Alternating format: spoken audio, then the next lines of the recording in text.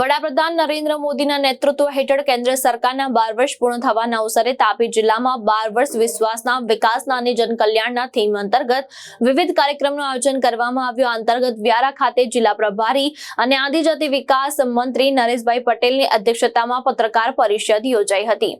વ્યારા નગરપાલિકાના સભાખંડ ખાતે જિલ્લા પ્રભારી અને આદિજાતિ વિકાસ મંત્રી નરેશભાઈ પટેલની અધ્યક્ષતામાં પત્રકાર પરિષદ યોજાઈ હતી.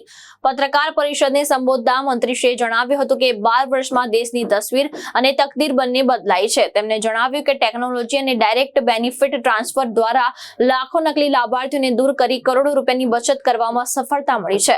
સરકારની પ્રાથમિકતા ગરીબ, ખેડૂત, યુવાન અને મહિલા રહી હોવાનું પણ તેમણે જણાવ્યું હતું.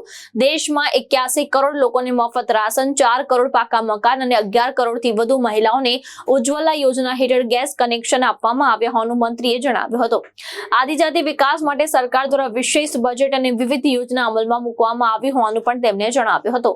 તેમણે વિકસિત ભારત 2047ના સંકલ્પને સાકાર કરવા સૌને સહભાગી બનવા અપીલ કરી. પત્રકાર પરિષદમાં સાંસદ પ્રભુભાઈ વસાવા, ધારાસભ્ય, નગરપાલિકાના પ્રમુખ સહિત આગેવાનો અને મીડિયાના પ્રતિનિધિઓ ઉપસ્થિત રહ્યા હતા.